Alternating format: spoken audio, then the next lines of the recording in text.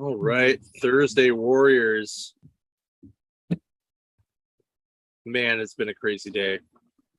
So, well, this has been nuts. Like, I was covering at our Mills store today, and it was like dead all day till everyone left, and I was by myself. And then it just was busy the rest of the night. It's crazy, but it's good. It was good. So,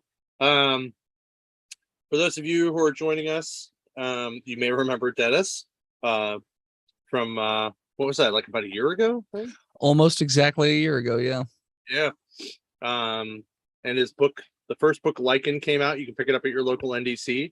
Mine is somewhere near me. I just I finally got around to finishing it and bagged it and put it in a box somewhere, but it's near me somewhere. Don't mind if I'm eating, guys. I literally just got home 5 minutes ago.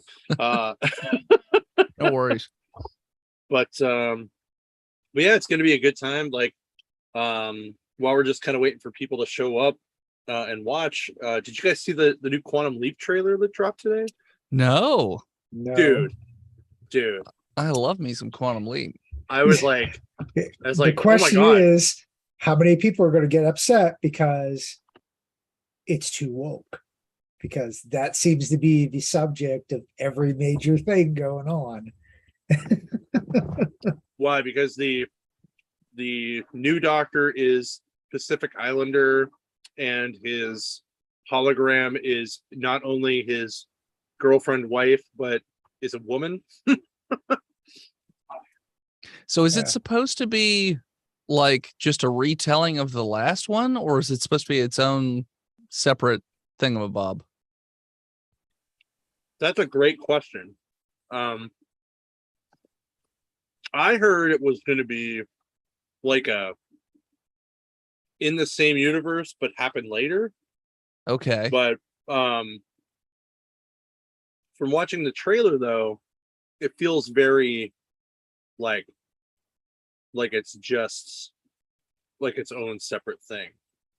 But I don't know. Like, I'd be okay with that. If we get a Scott Bakula like guest appearance, I'll be even more excited. But it starts next Monday at 10 p.m. on NBC. Wow. I was That's like, a weird time slot, and also very fast after a trailer drops. Yeah, you would have thought that it would have been like a month out. Nope, it's a week out. Wow. So, huh. The weird thing I'm really is excited for it, though. The weird thing is it doesn't look quite as like futuristic as the original show. Like the original show, like tried to. I mean, granted, it was a little goofy, but like it tried to look like it was in the far-flung future. Whereas now it's just like, it's pretty much the same.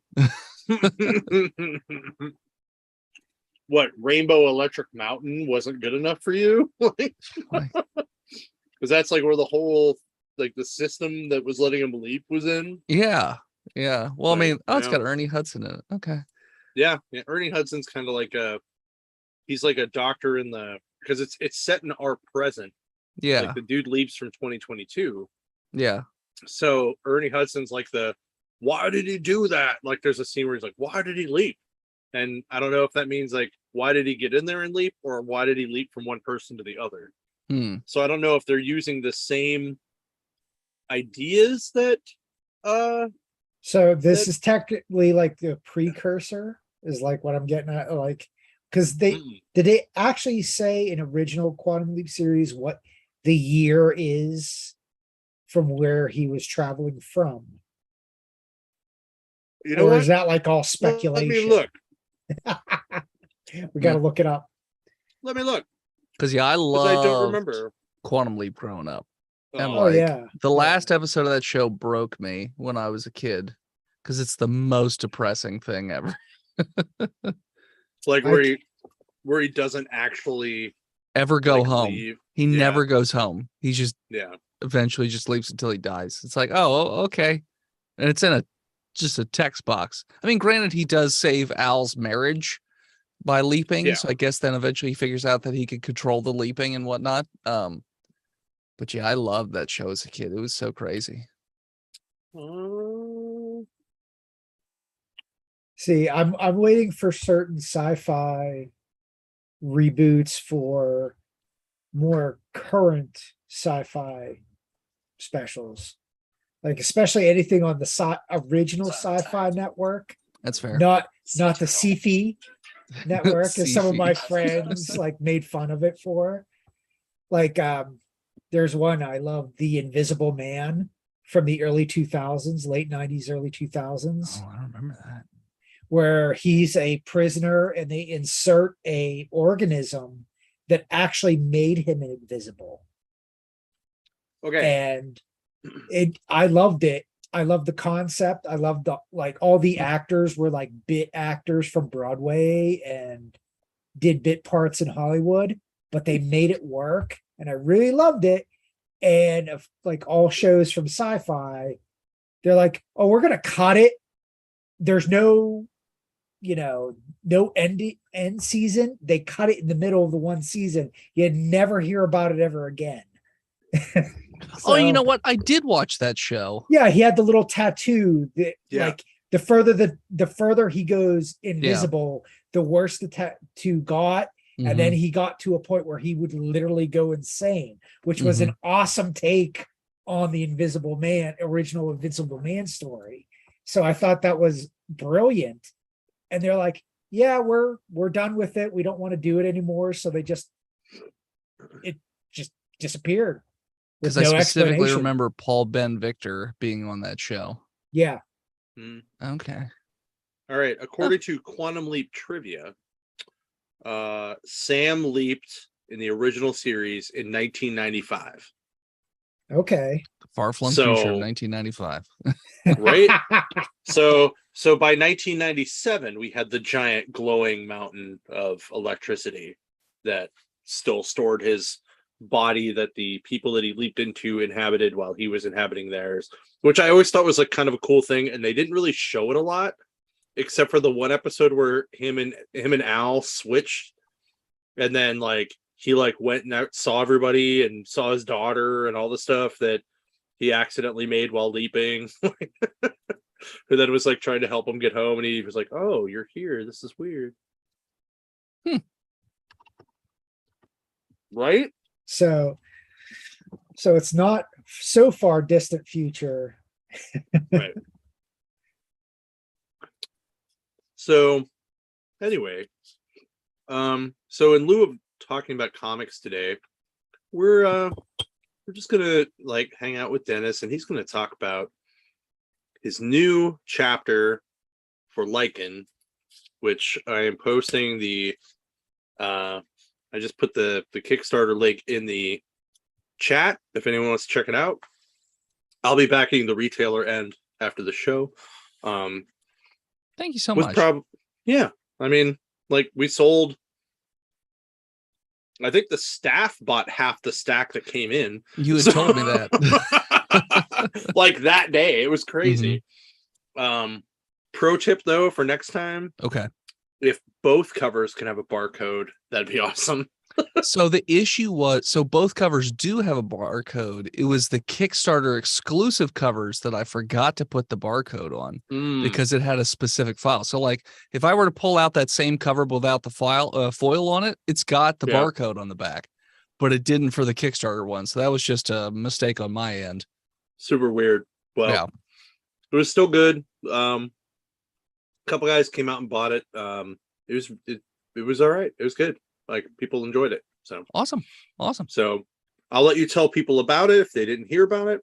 You can talk about the Kickstarter. You can share your screen. You can show off the book, whatever you want. I just thought it was a fun fantasy, kind of a good mix between like high fantasy and horror-ish stuff, which is what I liked about it.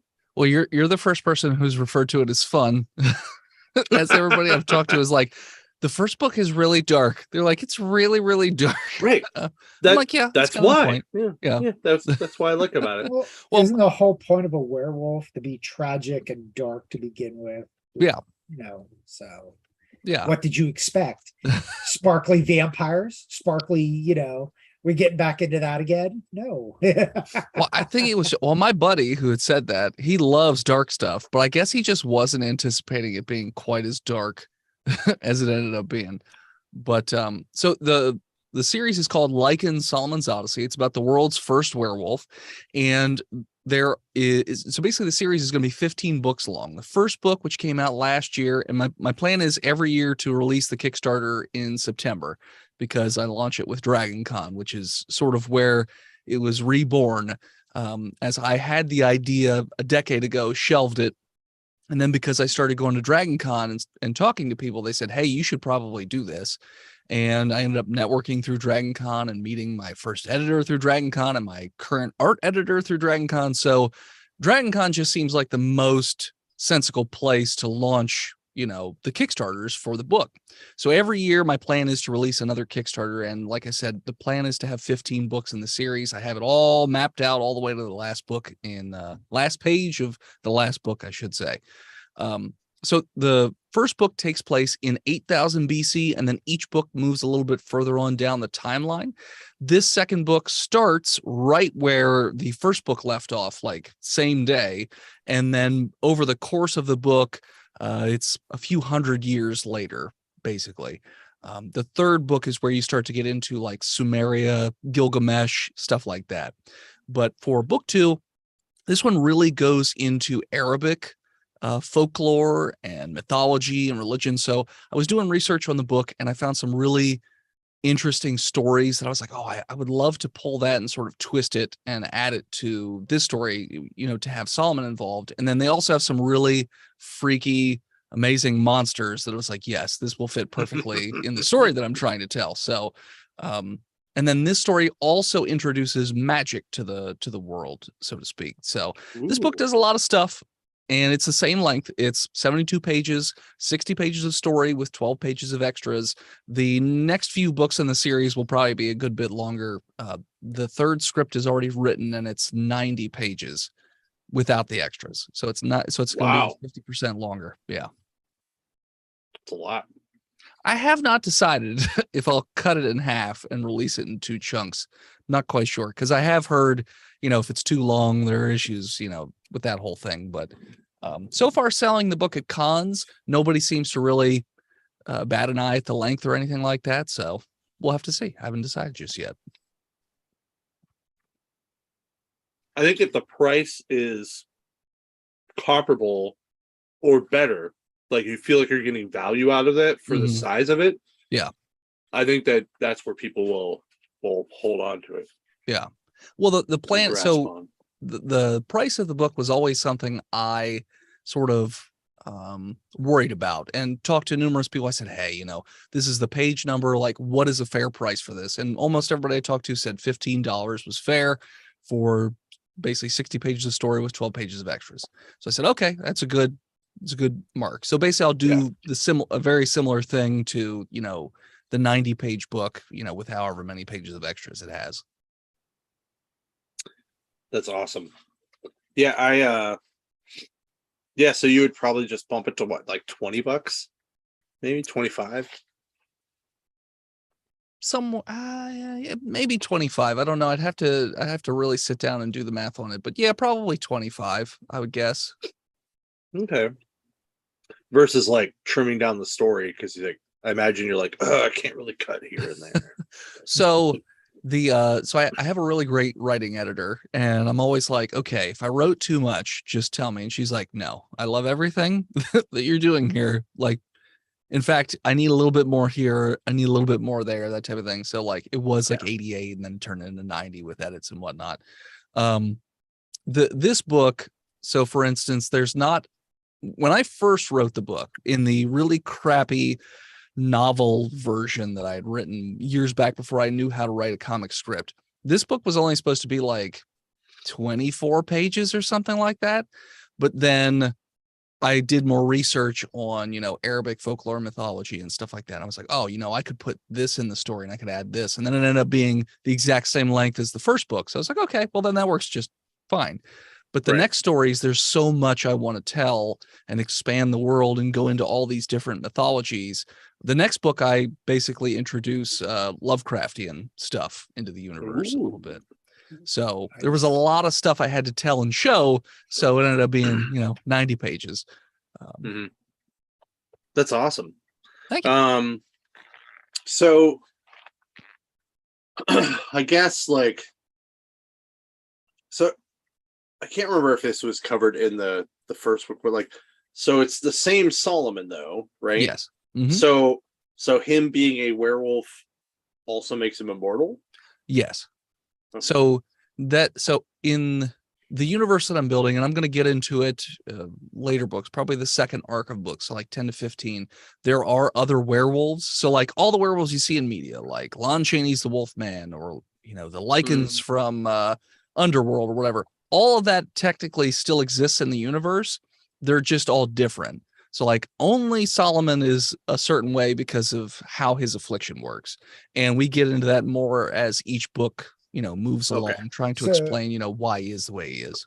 So you're talking like tribes, like a tribal type thing where here's a tribe of this kind of werewolf. Because we've seen that in various vampire lore where vampires do it, where there's the vampires that kind of look like Nosferatu, and here's the vampires that look like Edward from Twilight, where they look perfectly normal. Those all need to die. Yeah. But I see where you're going with this. Okay. Like, since I wasn't here for the first interview, so I have questions in my head as like most of my early childhood was reading the Universal Monsters and how that world has expanded as I've gotten older. Here I am in my 40s, and I'm like, holy cow, it went from black and white, blood, I want to suck your blood, or here's a full moon, I'm all hairy and whatnot, to this ever expanding world. And I'm enjoying it. I'm probably more that kind of horror than my wife is here I gotta watch every horror flick ever made on Tubi for free. So there's some weird ones out there, and I'm like, did they use ketchup without watering it down? Because it's chunky. They just went with cans of crushed tomato because it's cheaper. Oh, like dumping cans of tomato, like chunks of it. Gross. Too cheap. We got to go to Walmart. We're gonna buy a case we of forgot this. to get the ones without the basil in it, so you can see the little pieces of green. It burns. I can tell you from experience that stuff does burn. Yeah. If you shave and then put it on, it burns. I can't wait till you get to the point where you're in like the 1980s and we get like a Werewolf in London issue. Like that's gonna be just like, because that by far is probably my favorite werewolf movie of all time. That's most people's favorite werewolf movie. I've been finding it more lately. My favorite werewolf movie has been popping up on some people's lists, but it's usually almost always American Werewolf in London for everybody else. My favorite is Dog Soldiers. Ooh. Yeah. I really did. I think I saw that once. It's got a really good cast. That all like turned like went on to do like bigger and better things. Like, you get your Onion Knight from Game of Thrones, and I forget everybody else who's in it, but there's like quite a few like big names for such like a small little, budget movie that I saw on the Sci-Fi the Sci-Fi channel. Well, here's a question. Where do you rank The Howling as a werewolf movie in your? Because that's is this probably... also are like these kind of movies like part of the research that you do, like to kind of get an idea of like for where some of the other lore may have come from? Because like obviously like some of them are probably based on some kind of original lore. Right?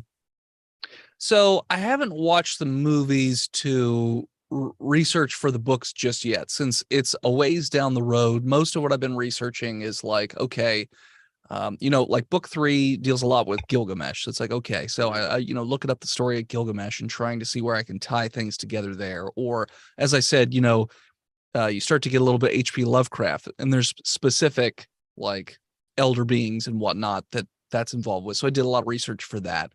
And then a lot of the research is also, okay, this is mostly prehistory, so you don't get a whole lot of stuff written down. So it's like, okay, what can we find in terms of, depictions of clothing,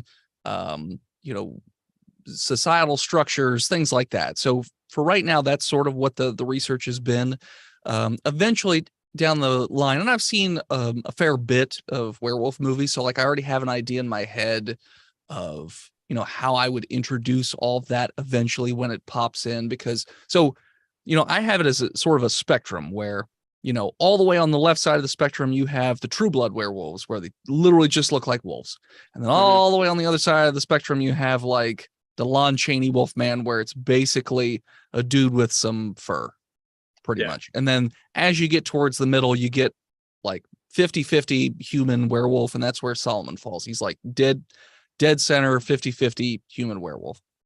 And each of the werewolves, will also function like they do in their, film counterparts or TV counterparts, where, sometimes it's a virus, sometimes it's a curse that could be transferred, from bite or to children or whatnot. Solomon's isn't explained really until chapter 4, but it doesn't work that way. So he can't give it to anybody else. He can't pass it on to kids. He can't bite somebody and give them lycanthropy that way. He is his own little different thing from everybody else, because later werewolf incarnations, they're basically just further experiments by the bad guy from the first book, like trying to just perfect whatever it is that he's working on. And then he just keeps getting all these different variations, and he's just like, all right, it's fine, let him run off and murder humanity and all that jazz, cause trouble, that sort of thing.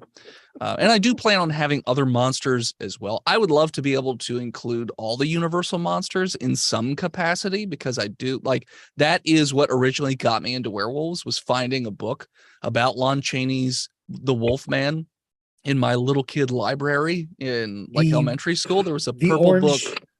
The orange bounding, like the hardback with the orange. Mine was purple with like gold lettering from what I remember. But then that was like 30 years ago. But that's how I remember it anyways, is purple with gold lettering. But it was a picture book basically of the movie. And so I would love to be able to include all of the Universal monsters some way or some form. And I do plan on having vampires as well. Not the Edward Shiny type of vampires. They would probably be much more horrifying. As you want more like the Pee Wee Herman from the Buffy movie. 100%. 100%. I don't know if that's much better, to be fair. It's still it's slightly better. To be fair, that is probably my favorite vampire death scene ever. Just and then technically he's not dead, right? At the end of the movie, he just leaves or something. Like he's fine somehow. Yeah, he just crawls out. Technically, he's not dead because he's in What We Do in the Shadows.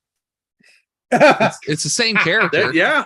There you go. That's fair. So he's still alive. alive. Does he have one arm? Does he have his arm ripped off? Maybe he got a different one. I don't know. I don't back. remember if he had one arm or not. But that was some of the best scenes. And that was actually, I think, one of the first vampire movies I saw in the theater. Because I saw that thing when it came out. Because I was like, this looks stupid and fun. And my older cousin from Erie was in town, and I think I was 14 and he was 16 and he could drive. So he drove us downtown to the theater. And I remember coming out of that and being like, that was so much fun. And then the TV show came on and I was like, this is so much darker. I was like, are they going to do the Pee Wee Herman death scene? Because that was awesome. But I just love that scene where his arm gets ripped off. He's trying to grab Luke Perry through the sunroof, and then he just hits the tree and he rips his arm out. I haven't seen that movie in forever too, but it was definitely one of my favorite vampire movies just because it was fun. So I think Go ahead. Go ahead. But like getting back to the book, like that started it. That sounds very familiar. What I used to read in elementary school, they were I think it was the black and white horror Universal monsters, Mhm. and they had an orange backing, kind of Halloween-ish. Okay. Of course, it's all that, but it was, of course, Dracula, Mm-hmm. the Wolfman, Creature from the Black Lagoon, Creature from the Black Lagoon, Phantom of the Opera, because Frankenstein. technically he was that part of it. Yep. Frankenstein. Who else was in it? There were a couple other minor ones. I think they did like an alien, just Maybe. because they had to throw in an alien in there somehow. Yeah. And it was like a really bad, awful, done alien. But I remember like always like getting them out of the school library, like, and then finally the librarian's like, you could keep these because you've taken them out so often. And I would love to find them again, because I've kind of looked around. I have not been able to find that kind of stuff again, just for like sheer nostalgic purposes. Sure. And of course, it's like kind of like zoo books, kind of like it's Yeah. like everybody remembers these, and every time I like talk about it, they're like, yeah, I remember something like that, because I think they did it for action, like action monsters or something like that too. I think they put Predator and actual Alien in it later on. Oh, okay. So but I think those are even rarer, because I think those were like early type stuff. And I was like, oh, okay. So I will tell you, I went to search for it on Google just to see what would come up, and as I'm typing Universal Monsters book, it auto-filled to the word orange after that. Okay, so it is orange. So it's a Universal Monsters picture book, and the backs are orange. Yes. The fronts are not. The backs are orange. The fronts are black and white. Well, I guess they have orange on them too, but it's like the title is in orange for each one. And you can actually buy a bundle of them for $90 on Etsy. Huh. Oh, $90. I imagine you can find them on Amazon too. It looks like there's also King Kong. Oh, I forgot King Kong. The Invisible Man. Yeah, I forgot him too. I thought there was the Mummy, but I don't see Mummy, it on here. Yeah. The Mummy has to be part of it too. Yeah. I just see this one. There's called The Murder or something. There's an orange one called Movie Monsters, where the whole thing is orange. That's something different. Okay. I don't know. The ones you were Wolfman one, describing before, though. The Wolfman one was blue, purplish blue, and it had like a little orange corner. Hold on, let me see if I can pull it up here on my laptop so you guys can. Now that we're getting into deep discussions of childhood nostalgia here. Like, we do this, at least since I've been on at least once. I'll be like, oh, I remember this thing from when I was a kid, and then we have to look it up, and it's become a thing, part of the podcast now. Yeah, it's like we always just like randomly veer off and find something, be like, oh, look at these. So it happens. Actually, let me look specifically for Wolfman. But so like the Kickstarter videos that I do, I try and sort of model them a little bit after Lon Chaney's Wolfman. So I do it in black and white, and I have like a cane typically, not this last video because I'm chained to a chair. But like suit, tie, slicked back hair, all that jazz. So I try and sort of like pay homage to, the old Lon Chaney Wolfman movie, since that's sort of where the interest sparked from originally. Have you been to that the one you had? Maybe. It's tough to say. So long ago, man. Oh, well, you can buy it for like $5 on Amazon. Okay. There you go. There you go. Right. Or $5.19 in good condition. $4.99 in acceptable. There you go. Can find anything on Amazon. Yeah. So. True.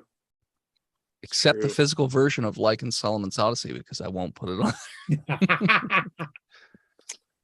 Because I hear their print quality is not very great. And they take like 65% anyways. And I'm like, well, if you're going to take 65% and print a bad book, I'd rather not.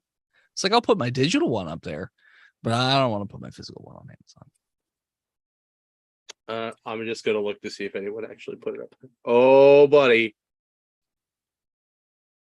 Oh, there's a Kindle edition for $7. Yeah, that's the one I have. Yeah.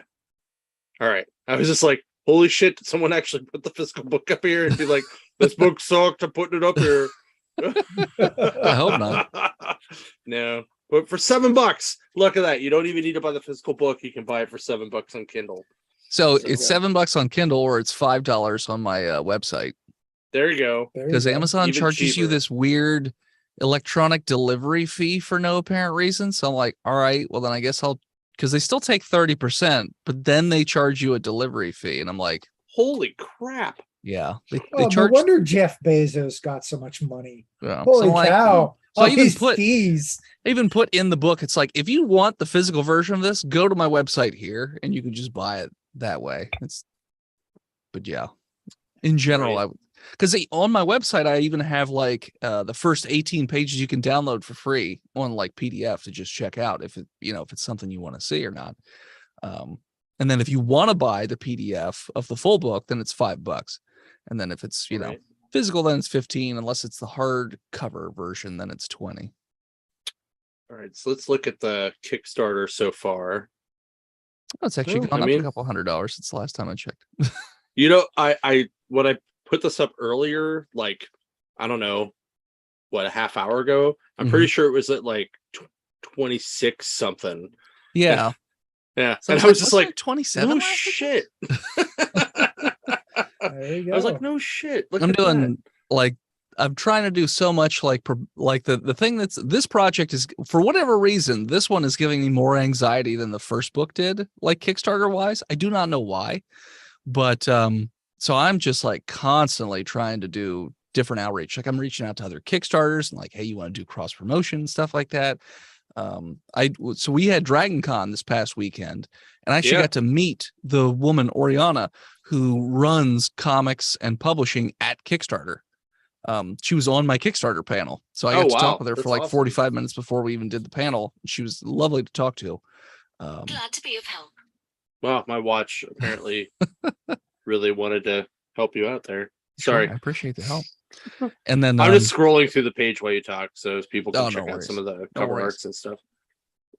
so that cover, actually, the one that was just up a second This ago. one? Yep, I actually designed that one. I did not That's draw it, awesome. but I designed it. So I was like, oh, I'm glad he picked it. That's But, awesome. The first cover It's, that was up there, the one with the two ghouls, that one's done by Christian DeBari, who did the two covers for the first book. Mhm. And then I was like, well, I'd like to, see if I could get some other covers just to get a different like style. And so this cover and the last cover are both done by a gentleman named Matthew Sutton, who does really great stuff as well. This is very Sam Keith-ish to me. Okay. Like it reminds me of like a weird Venom cover. Mm-hmm. Yeah. Like it's almost like a Venom homage. I love this cover though. This is really nice. I really, really like that. Yeah. I was super happy with how all the covers turned out personally. Like, I just like that the moon's dripping blood. Like Mhm. Super cool. And it's in the background, but dripping blood in the foreground. So it's got some weird little perspective stuff going on. Right? It's like the moon is that close because the blood is that close. The art team Um, is the same from the previous books. So Okay. it's drawn by Sal Donaire, who's out of Spain. It's colored by Ezequiel Dominguez, who's out of Argentina. He works for Stone Tower Comics. And then it's lettered by Joel Saavedra, who's also out of Argentina, but I don't think he's affiliated with any particular company or anything like that. So when you're working with a letterer from someplace that English is not their first language, at Mhm. least I assume that would be like in Argentina. Mhm. Like, do you ever get like awkward translation stuff, or does he understand the language enough to do it, or is it literally just here's the script fitted in the box? I think he speaks English perfectly. fluently. Okay. To be honest, but so the way I have the script set up, it has all the captions and whatnot, and he does a really good job of fitting things in the box because I am kind of wordy at times. But if it is too wordy, he's like, "All right, you got too much. Like, there's too many things, and you're taking away from the art. Like, cut me out like one or two captions, and then I'll work on it and go back every once in a while. Like, for the most part, there's very few changes I ever have to give Joel in terms of lettering. Like, every once in a while there'll be like a captions directed to the wrong person or something like that, but it's very, very rare. And the book had been, or the first book had been reviewed by a few comic book podcasts, and they all said the same thing, which is they really loved the sound effects and how the captions were laid out. So I passed that along to him. I was like, hey, everybody seems to really like these, so good job. Great job on your onomatopoeia, bro. I'm loving it, man. Like, even the preview pages, the art's still killer. I really thought that the art worked with the script very well. Mhm. And I agree that the lettering is done in a way where it's not taking away from the art. I definitely there's some onomatopoeia right there. Mhm. What does that say? Sanoosh. Swoosh. Oh, swoosh. Yes, Okay, I can't swoosh. quite read it. I thought it said Sanoosh, which would be funnier. So I wrote all the sound effects because I do a D&D podcast where I constantly have to do sound effects all the time. Right. So I'm sitting here, like, when I'm writing out like a description of the scene, I'm like, okay, what would that sound like? And then I will make the sound, and then I'm like, okay, how do I spell that sound? And then try and do that. Do you ever record yourself saying the sound? Or do you just listen to the podcast back later and go, okay, now that I liked, how do I onomatopoeia that? How do I make this phonetic? So mostly while I'm sitting there writing it, I just try and come up with a sound effect. Like, I will either do a motion or something like that, and I'll say the sound effect like out loud, and I'm like, does that sound right? No, it doesn't. Like, kakoosh or kakoom or something like that. Like, and I'm like, okay, so how would I spell this or that? And then write it down. And I'm like, nah, it doesn't look quite right. And then change some letters around. Usually the stuff that's in the podcast, I never have to spell it out. So I never have to worry about any of that. That's And fair. to go back and try and listen through an hour of a podcast to spot sound effects that I liked, I'd rather just figure it out on the spot. That's also fair. Gabo, really? Yeah, he did the Life After. I know that guy. Yeah, the guy he did that book with, Josh Fialkoff, is he claims himself partially as a Pittsburgher because he lived in Monroeville for like a number of years. Super good dude. I think he's writing Chicago Blue now, or Chicago Med now, or something. Not sure. So he got out of comics. Anyway, I met him through networking at DragonCon. So when the podcast first started doing Patreon, we wanted to have artists make crazy crap from our show. Mm-hmm. So there was a booth I went to, Cloverkin, who does all this fantasy animal armor stuff. And so I spoke with her about, becoming an artist, and then she became one. And then at one point she had mentioned that her significant other worked in the comics industry, and it was Gabo. And Gabo and I talked, and he set me up with a Facebook page where I got my artists from, which it was, I think it's pairing writers with artists. And it's a legit page where you have to be vetted before you get into it. And then if you make an ad, it has to be a legit ad. That worked way better than just doing DeviantArt like I had in the past. Like, the quality of artists I got was so much better. And I ended up getting all but Joel Saavedra that way. Joel came with my first editor. And then when my first editor and I parted ways, I was like, all right, I'm trying to figure out, who can I get to edit the art and to edit the writing part. And then I said, why don't I just get two different people? I'll just get one person to do the writing part and one person do the art part. Reached out to Gabo, and he was just like, yeah, I'll do it. I'll do the art That's stuff. awesome. So he and I collaborate on all the pages. So like first we'll get the sketches in, and then, it'll go through me, then it'll go through him, and then, we'll work through that. And then again, when it's fully drawn, and then again, when it's colored, and then again, when it's lettered. So he's super, super helpful in terms of that. And then I have another person, Steph, who works with me on the writing editing. Mm. And she's an English teacher and does a whole lot of like Shakespearean plays. So she gets she deals with a lot of like screenplays where you have to describe the scene. Oh, yeah. All that stuff. So, wow. So that probably translates very well. Yeah. I think just want to point out this Sure. stupid, awesome tier, right? So for $500, you get so I assume that like the retailer's only the one retailer tier, right? And So I have there- a question about that. There are two retailer tiers. All right, hold on. Let me go back. So There's a So 5 this book retailer- and a 20 book. Yep. There's one that's up higher for like 100 something. Or maybe oh, it's there it is. 45. That's what it is. Okay. Yeah, for 5 Okay. books. Well, you're probably gonna get this one out of me, the 230. My question on this one is, do we get to choose the t-shirt sizes, or do you just send like one of You tell me whatever t-shirt you saw. Yeah. oh hell yeah. Because then the other thing is that poster, the one with the ghouls and the werewolf. You give me whatever logo you want me to put on there, and I'll put your store logo on it, Oh, nice. so you can hang it in the shop. There you go. Sweet. So, but I just want to point out how ridiculously awesome this is. So you get a shirt, you get the auto commentary, you get an enamel pin, which is awesome, an audio play of book. So that's like a just kind of like you're just gonna like read the book basically, like No, so I'm like gonna do it's an full, audiobook version. It's an audiobook version, but with like full voice acting, sound effects, ambient noise, What? stuff like that. Yep. Because Nice. I mean, I'm a podcaster, so and I do a lot of narration, and I do a lot of voiceover work, but it's mostly for corporate crap. But I mean, I also do that sort of thing, and then I know a bunch of other voiceover artists that are just like, let me just help with that. My writing editor, Steph, she does a million different podcasts, and she does, Shakespeare and all that stuff. So she has plenty of acting experience. So I have a whole litany of people I can hit up for that. So yeah, the plan is to do, full narrated, voice acted version of the book.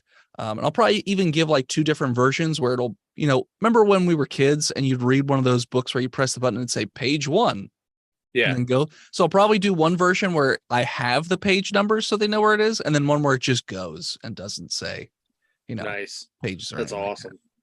So then you get the hardcover upgrade, 3 prints, which are all 3 covers, right? that. Yes. Mm-hmm. Okay. Then the poster that you were talking about, like that the stores can get. Yeah, it's the one that's up at the top there.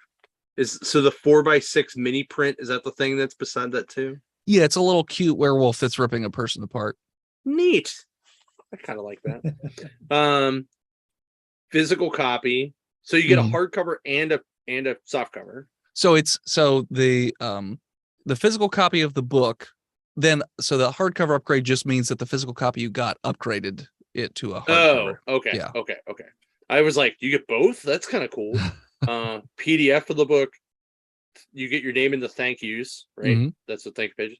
And then you get a fucking jersey. Like, that is so cool. So my plan is every Kickstarter to have a specific jersey that's themed to each of the books. So the first book had a jersey level, and it was black and red and with like white text, and only a couple people got it, but they all love that jersey. They're like, oh my gosh, it's so comfortable. And like they're wearing it around all the time. And my one friend who did not back at this tier, but she helps me at all my conventions for free. She was like, can I get a jersey? I was like, yeah, I'll get you a jersey. It's fine. So she wears it at all of our conventions too. I was going to say, I think you sold Jon on the jersey there. So I'll be honest. He may be getting stuff for the store, and then this is going to be his personal. I'll be honest. He's a sucker for hockey jersey. I just bought a new guitar, so I can't really spend that kind of cash right now. Okay. So I'll just do the luckily it doesn't retailer bill you tier till the end of the month. So well, that's also fair. So wow. So you get the slipcover. The slipcover's on the hardcover, right? I Yeah. assume. Yeah, and then the CFB button as well, and then a death in the book. So like you're actually gonna draw their face on someone who dies. Yeah. So the person down there is my buddy Charles McFall, who backed at the level. And so I said, I want a bunch of pictures of you around a campfire because I already had it in my head where I was going to kill him. So I was like, give me a bunch of pictures at different angles. And so the page that he dies on, and you'll get a page, like an 11x17 print of the page that I kill you on. And then I'll sign it as well. But yeah, so that's where he dies. So there he is sitting next to the fire, and then he gets his head bitten off. That's awesome. This is the kind of cool shit I think more people need to do when they do Kickstarters. But that is super, super awesome. We're probably going to do this one, and I will talk to make sure that Tim and Justin both get a t-shirt in their size. Sure. What I was going to say though is I'm pretty sure I saw someone at Heroes maybe with your jersey on, and I was like, I'm pretty sure I know that book. Like maybe. I don't know if Shannon was at Heroes or not. I don't think so, but I don't know. When was Heroes?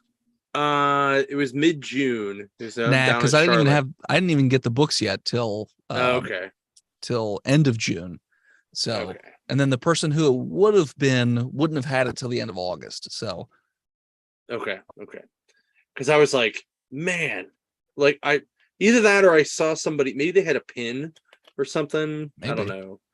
Because I just remember being like, is that the Lycan from Dennis's book? Like, I'm pretty sure that is. Shit. It might have just been another person that backed the book that happened to be there too. Maybe. Yeah. I actually met a couple. So now that I started doing conventions, I have met a couple people who said they were at that the Heroes Con. Oh yeah. Yeah. That was a good show. Very good show. That's what I heard. And hopefully, fingers crossed, next week I will have a solidified date for Three Rivers for 2023. Okay. And you can come over to the better side of the state. I mean, the western side of the state. I mean, I'm dead center, so it barely takes anything to, drift. That's true. You're only what, like 4.5 hours versus 3. 6. Oh yeah. Oh yeah. Then you're dead. You are dead center between the two. Yep. Yeah. So yeah, you can come on over and hang out with us. Yeah. And, I used to live in Pittsburgh for a little bit. There you go. I lived up on Mount Washington while I went to the no longer in existence Art Institute of Pittsburgh. There you go, alumni right here. So my one friend who comes with me to cons, she goes to Three Rivers, I believe. Her name's Emily Swan. I don't know if you. I love Emily Swan. Hold on. See that Marvels? The one under the Green Lantern, where it's like the Marvel ladies. That's hers. That's nice. So the 4x6 print of the cute little werewolf, that's Emily Swan's art. So nice. Emily's awesome. I love her. She is great people. I love her art. It's fantastic. Yep. I remember she posted that Marvels on social media somewhere, and I was like, you need to save me one of these for next time I see you. And then I think it was like 6 months later, she was like, she's there, she sees me, she's like, hold on, like runs over to her booth and comes back, she's like, look. Like, yes. So that sounds like Emily. Yeah, I'll probably see her at Baltimore. I will also be at Baltimore. Awesome, man. Actually, Emily and I will be splitting a table at Baltimore. So if you see Emily, you're going to see me. There you go. Awesome. I'll make sure I bring my book with me then and maybe sign it. So awesome. I will be rolling around in either a Three River shirt or an NDC New Dimension Comics shirt. Okay. So you'll be easily able to spot me. So awesome. Yeah, my plan was to sign up for Three Rivers next year. It was wonky trying to sign up for cons this year just because I didn't know when I was going to get the books because the shipping delays were so crazy. So I didn't start going to conventions until the first weekend in August. So I did 3 cons in August, and then Dragon Con, and then I got Erie coming up in a couple weeks, and then I'm gonna be there on Sunday. well, then I will see you on Sunday because Awesome. Emily and I are also splitting a table at Erie. I've never been there. Neither have I. I hear a lot of good things. We have a lot of friends that sit up there, and I wanted to go up earlier. I ended up having to cover some stores for some people that week. But I was like, I'm gonna make it work. So I'm going up Saturday night, hanging out with some friends in Edinburgh, just south of there, and then going to Erie for the day. So I will Awesome. definitely see you there. And depending on how crazy it gets, and I don't know what time it ends on Saturday, probably 5, but 5 or 6, one of the two. We're between 5 and 7, I think.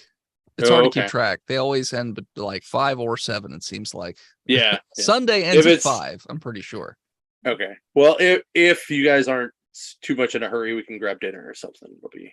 Oh yeah, no. I mean, if it's on Sunday, it'll depend because that's a 6-hour drive home. Yeah, that's what I'm saying. Like, if Yeah. you're not in a hurry, yeah. Because my friend Shannon, who is going up with me, I took off half the next day because I was like, nope, not dealing with this. Like, I'm going to drive 6 hours and then have to wake up early. I was like, no. We're just taking the first half of the day off. I don't think she has quite the same luxury. So I think it's going to be load everything up and drive south as fast because she lives in DC. So then she has to drive another hour and a half. after we Oh get back. wow. Yeah. Well, as you're coming up, if you're coming up Friday afternoon, I'm coming up Thursday. Oh, you're gonna go up Thursday for setup? Yeah. Oh. Never mind. I'll be in Butler. I was gonna say if I was Okay. in Cranberry, I'd be like, stop there and we'll grab dinner, but day early. That's how it always ends up. But yeah, so I mean, we'll play it by ear. I have no idea what's going to happen. Yeah. This will be my first 3-day con. I've done Okay. lots of 2-day cons. I have my first 1-day con at the end of the month in Lehigh Valley. Ooh. So yeah. like- I have a buddy that's starting one in State College. It's oh, gonna okay. be in February. So We actually I'll make sure. my second con that I went to was up in Wellsboro, and it was the first time they ever did that con. I heard that show was great. It went great. Yeah. I did way better at that convention than I did at the Big Lick Comic-Con in Roanoke, Virginia. Like I did good at that con, but like Wellsboro, I made table cost in 30 minutes. I was there Wow. for 2 days. So it was just like, because it was only $50 for a table. So it's just like, oh, it's like a couple books, boom, done. Yeah.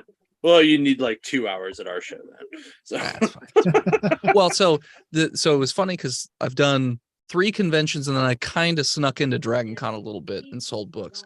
And the first 2 conventions went really well. And then the third one I did was Maryland Pop and Horror Con, where the table was $200, barely broke 100.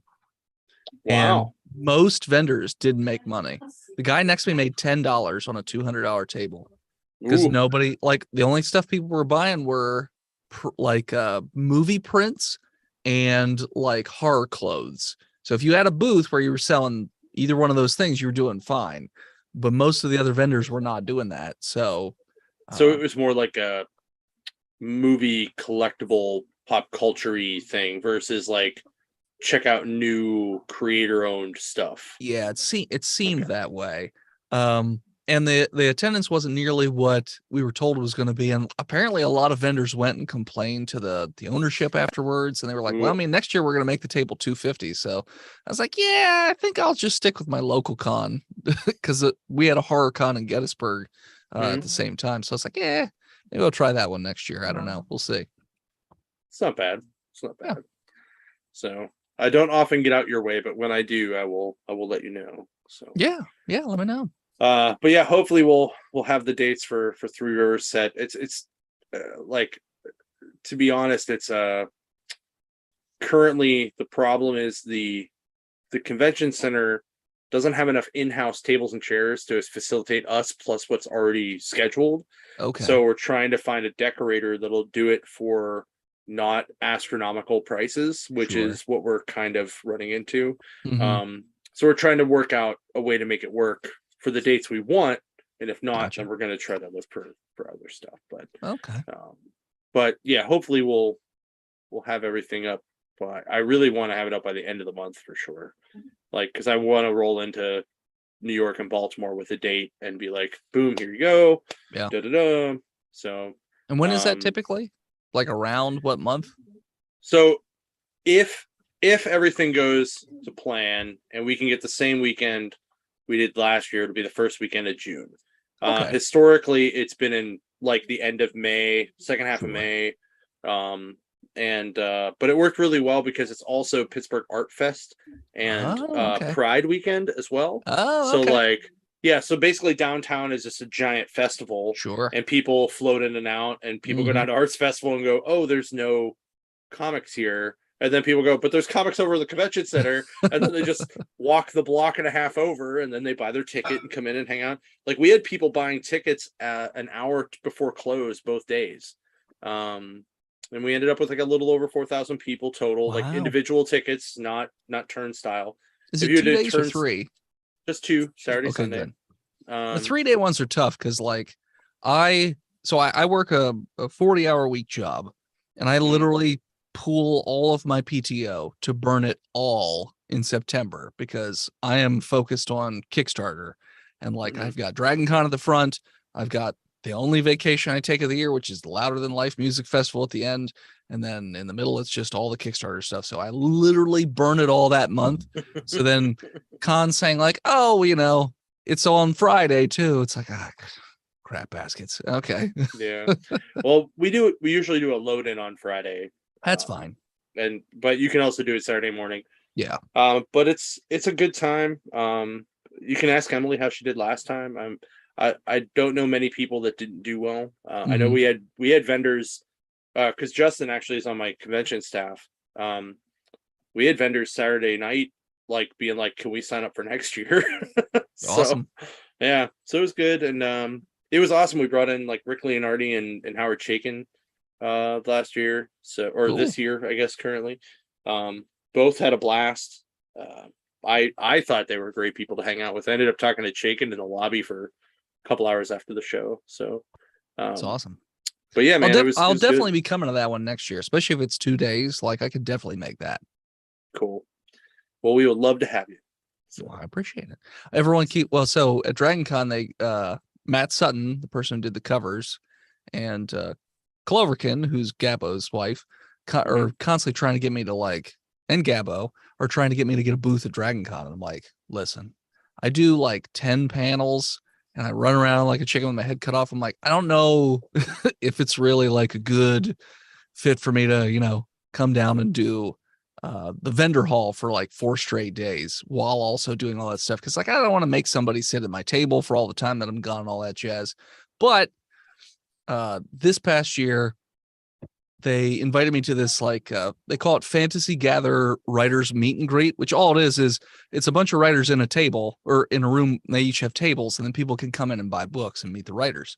So I was at my own little table with my comic, and I literally sold way more books in the 3 hours than I did at the entire 2 days of the Pop and Horror Con. Like, I sold a pretty decent amount of books for not being in the right crowd. Like, they were not people coming in there to shop for comics. I was the only person there with a graphic novel. Everybody else, they're all like big, thick books about, you know, sci-fi and fantasy and all that jazz. So I was like, all right, well, you know, maybe it might be a good idea to, you know, get a booth at Dragon Con some year when I drive down, because I'm not shipping all those boxes of books down there. Oh yeah. I know a couple of people that sit up at Dragon Con. They always say they do very well. So most of them are artists. Like Sora Sung was there over this weekend, and like just watching her social media feed of all the sketches and stuff she did was just insane. Yeah. Like, she's great. She does her own book called Aurora, and she also has one called Carnal Confessions as well. So but super cool. She's great. She's done work for multiple publishers. She worked with Brian Pulido. Does a lot of Lady Death I stuff. literally just reached out to him today. Oh yeah. Like, hey, Because I was reaching out to other Kickstarters, and he has one going right now. I was like, I already know this is going to be like a big no. But I was like, hey, do you guys do? I was like, I love, you did all this information for, different cons, and I pull a lot of ideas for like my rewards from your stuff. It's like, do you guys do cross promotional? And they're like, no, we don't do that. But thank you for the kind. I was like, yeah, I figured you're pulling in $500,000. I was like, you don't need to do any cross promo. He was one of the first guys to start doing Kickstarter when it first popped up. Because I remember signing up for his first Kickstarter. Yeah. And I had his pack was similar to yours, where the rewards were boom. I didn't go too high. Sure. I was in the middle, and I think I got like the hardbound with. He set like spooky glow in the dark toys and stuff to kind of go off with it. But yeah, his stretch goals. So like, I didn't know what to do with stretch goals the first time around. So I was really looking at a bunch of his different projects to see what he did for stretch goals. So I made them for the current project, and I technically have them all the way up to $100,000. Will we make that? No, probably not. But I wanted to have it up there just in case. But like mine are spread apart by like $2,000-$3,000 a piece. His are spread apart like $5,000-$10,000. That's where you get the next one, because he's going up to like $1 million. He basically just took. I took his and just shrunk it down. Just cut a zero off each one. Exactly, pretty much. Right. Yeah. He like is constantly running Kickstarters. It's awesome. Like, I'm glad that it works for a lot of people. I know some people that it hasn't worked out for, but most of the people I know, it has worked out for. And I enjoy it. I like backing it. I like, when it comes in the mail, like, being like, oh, I'm gonna do this. Like, I think when I did the Sora one, I think I actually did, because it was my personal one. I think I did an unboxing of it on the show. Oh, okay. And actually, I backed the Amanda Connor naughty book, like the one where she's just like drawing a bunch of comic characters in like not so flattering things, and being naughty. And I'm totally gonna do that as an unboxing video when it comes in. Like on this podcast. It's gonna be an episode, it's gonna be part of it. It's gonna be hilarious. Oh boy. Awesome. So, I love it. I don't do it with the retailer ones because they always go to the store, and then I'm like, I'm pretty sure this is a retailer one. Which one is it? Then I open it up. I'm like, oh, sweet, but it's not really as exciting to do online, because I'm like, oh, look at these 10 books, guys. Now we got to figure out which stores get them, and then the staff buys like half of them before they even go out. And I'm like, all right. Well, that's why I was trying to, figure out what would be good to add into, retailer tiers, to try and entice retailers. So it's like, oh, t-shirts at cost, a poster at cost, bookmarks at cost, like, just trying to make things like, to give like more promotional stuff that you guys could either sell or give out, or, things like that. It's marketing. It's easy. Yeah, absolutely. Yeah. So one of the hard parts I've experienced with the book series is trying to sell it to comic shops. I called every comic shop, not every New Dimension location, but like, I figure, if it's one name of a store, talk to you one only person. Need to talk to me. It's fine. Exactly. Yeah. But like I called every other like shop, and like of the 100-ish shops, like 30 of them did indie stuff, and then of the 30, they're just like, yeah, like it's a really cool book, but we just think it's too expensive for, an unknown that nobody knows anything about. They'd rather buy 3 Spider-Man or 3 Iron Man or, something like that, as opposed to one $15 book. I'm like, that's fair, I guess. So I haven't had very much luck selling it in retail. At the Wellsboro Con, there was a shop that I was talking to, and they were like, yeah, you should make your books 18 pages long and then have covers specific to each comic book shop. I was like, oh, you mean like a comic shop exclusive? He goes, no. Every shop has their own exclusive cover. I was like, I don't know what universe you live in, but I'm already in the hole. I don't need to put myself in the hole deeper. Hey man, at least you're not Image Comics. Like, you should see their like what you have to order in order to get a exclusive. Like, it's it's a lot of hoops. A lot Yeah. of hoops. No, Yeah. I'm like I'm happy, to work with retailers however they want. If they want to put the book in, stores, if they want to buy like 3 copies and do consignment, whatever, that's fine by me. With the Kickstarter stuff, it's a little more complicated because it's the one time that it's not consignment because they're paying up front. So I guess it's a little harder to get retailers involved that way. But it's just one of those things where I'm just trying to come up with different strategies to try and, fund the Right. Kickstarter. So, and I want to support, comic shops like my local shop. They always back, and then we do a signing.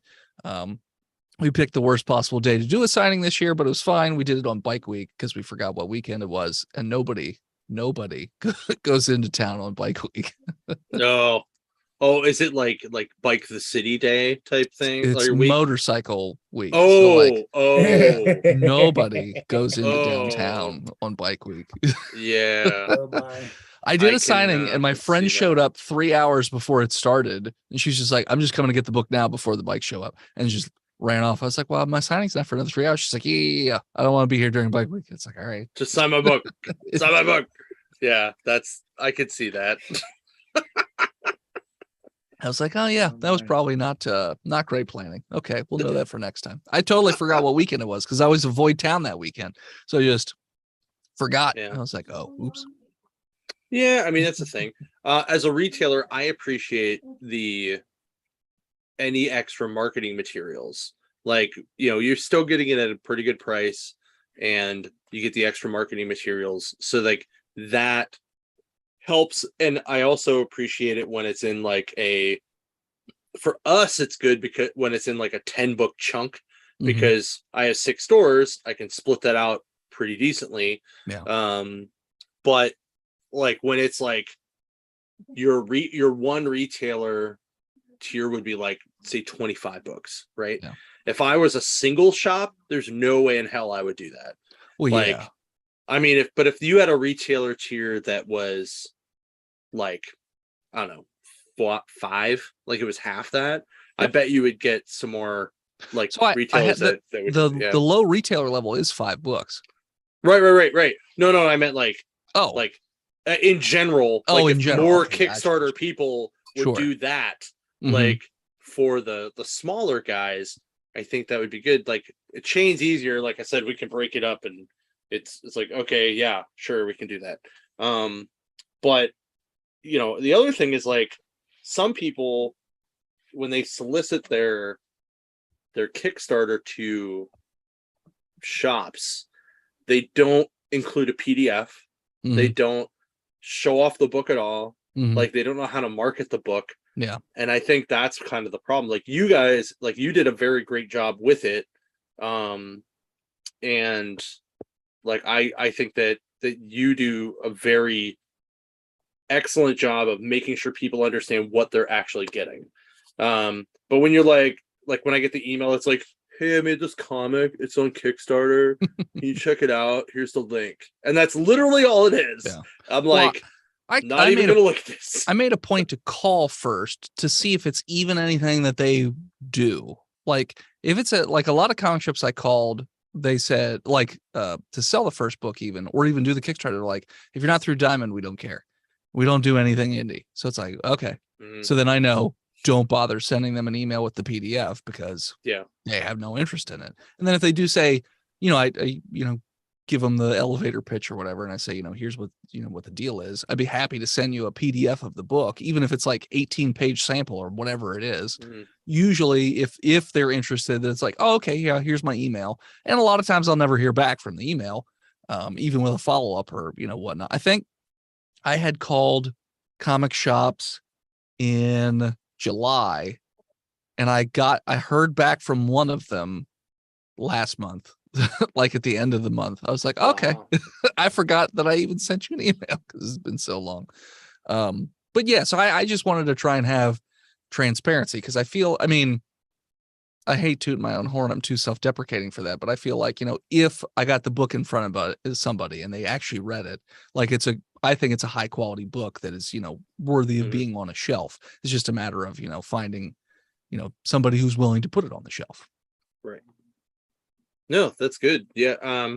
and you know, most of our stores are larger than the typical store. Like, you know, going to every other store in Pittsburgh to like drop off flyers and stuff and hang out with some of the other shop owners that I know, like, you know, and you know, I don't say this as being like elitist, but we have a lot more space than they do. Sure. So that's why we carry more indie stuff. But I totally get like the, you know, I totally can see the side of like, we're only going to carry what's in Diamond. We're only going to like, you know, we're going to focus on Marvel and DC, because it's like if you're there, if your margin is that small and you're like the only dude there, like you need to make as much money as possible. You can't take a lot of risk. I get that. And you don't have shelf space. Right. Yeah. So it's not worth buying it if you can't, if it's just going to be hidden among everybody else. Right. I never take it personal if they say no. It's just like, okay, that's fine. Thanks. Have a great day. You know. Yeah. Never recalling you again. I have a spreadsheet. I mark them green or yellow or red. It's fine. Okay. So, but yeah, I love, like, I don't read a lot of Big Two anymore. Like, I read a lot more indie stuff anyway. So for me, like, doing this kind of stuff with partnering up with Kickstarters is a lot more fun. And it gets new blood out there. And, you know, who knows, like, maybe you do our Three Rivers show and one of the publishers that are there picks it up and you end up blowing up and becoming the next, like, Colin Bunn. You know, you see this a lot of horror stuff. You know, so what's interesting. So what's funny, I guess, is so the next step of me trying to do outreach. So I did a panel at Dragon Con for Kickstarter, and do you know who Gonzo is? He does like luchador comics. His Kickstarters typically bring in like 40-50 grand or something like that. I can't remember the other guy's name. He does White Widow. Yeah, I know him. He says his usually generate like somewhere between $100,000 and $500,000 for Kickstarter or something like that. And they were all saying Jamie Tyndall, I think his name is. Maybe. Right. I'm terrible with names. And then there was another woman on the panel who I can't remember her name off the top of my head, but they were all talking about, you know, they'd be more than happy to do cross promo, like, or even like just give shout outs. You just have to reach out to them. So like the next stage is like trying to reach out to, you know, comic artists or comic writers and be like, hey, here's the project I'm working on. Would you be willing to give it a shout out? You know, that type of thing, which is always weird to me to like cold, you know, reach out to people that way. But I have a buddy who's friends with Philip Kennedy Johnson. And he was like, my buddy is very, very picky when it comes to comics. And I was wondering what he was going to think about the book. And he loved the book. He's the one who said it might be a little even too dark for him. But he was just like, I want to send a copy to Philip Kennedy Johnson. And then he showed me the text message. Philip's like, yeah, you know, send me a book. So, you know, he's going to read it. And if he likes it, you know, says something, you know, somewhere, you never know what happens. So it's one of those things where it's just like networking. Yeah. I mean, that's the name of the game, man. So. It's a lot easier than it used to be back in the day, you know, in the 80s and the 90s, where it's like you really had to grind the gears, and, you know, indies were the pursuta non grata, you know, where, you know, only that Image kind of broke that but like some of my favorites are like the old school indie stuff. Like I have the original Crow series, and that's awesome. That's probably like the indie book that a lot of creators probably want to model that, where it's like it's still indie, but the name screen is like out there, you know. Maybe your book will be the next werewolf movie we'll see in Hollywood. We don't know, you know. Fingers crossed. Yeah. I mean, but that's not even really why female lead that looks like Kate Beckinsale. There you go. You know, we're all down for that. So like, because one of the things that indie creators always tell me is like, don't get into this gig if you're trying to make money. And I'm like, yeah, it's not really what I'm trying to do. I was like, if I break even, I'm happy. I just like telling stories, and I just like to share stories. So like, and some people said, hey, are you going to do more comics? I was like, yeah, if my book ever starts like paying for itself, then yes, I'll start doing other books. I was like, I'm not going to keep sinking myself deeper and deeper into the hole for now other series on top of, this series. I was like, well, wait. One way or another, these books are going to happen. Like I'm too stubborn to not like the 15 books. They're going to happen. Whether or not I do other books, that all depends on whether or not these pay for themselves. But these are going to happen one way or another. Spoken like a true artist. Sure. I mean, I grew up a musician. Like I wanted to be in a rock band my whole life, and I always said like I am here to make music and have fun. And if I make money, cool. Obviously that didn't pan out very well. And now I'm in comics, which is just, it's like a lateral move, I guess. But, you do what you love. Yeah. But, but that's really, I always thought that was the best sign of a good artist was that you weren't in it for the money. You were in it to share something. And move people one way or the other. And that's just and a lot of the best writers, artists, creators, musicians, poets, and like however you define your art, like that is the thing that moves the needle. And I think that's another reason why I like to back guys like you on Kickstarter, because that is really the thing. Like you can kind of tell who's in it to just try to make a money grab and who's not. And, we are here to help share that experience with people. So I appreciate glad to help. So, all right. If you want to do one last pitch and then we'll wrap this up. Sure. Go for it. So Lycan Solomon's Odyssey Chapter 2 is live on Kickstarter right now. We're just over a third of the way funded with about 3 weeks left to go. This is the second chapter in the story of the world's first werewolf and goes into a lot of like really crazy Arabic mythologies and folklores and really messed up monsters that fit within, that universe. And we also discover magic as we transition further on into the timeline for the world's first werewolf. So if you'd like to check it out, head over to www.lycanbook.com. That's Lycan book.com to check it out, or just search for Lycan Solomon's Odyssey Chapter 2 on Kickstarter. And that'll run till October 2nd. Cool. Well, it was great having you back on the show. And thank you so much. Always fun being glad you can make it. I'll see you again probably in another year. Well, no, I'll see you in Erie. Well, next weekend. Here, I'll see you at least. Yeah. At the very least, I'll see you in another year. Like sooner, that's fine too. But yeah, I'll see you in person definitely way sooner. Than that. If I can remember, I'll try to sneak some of this year's convention beer in with me so you can take some home with you. So okay, but down for that. All right. Thank you, Thursday Warriors. We'll catch you next week. Where I may do the show from our Butler store. Because I have to work in Butler all day Thursday. So it'll be fun either way.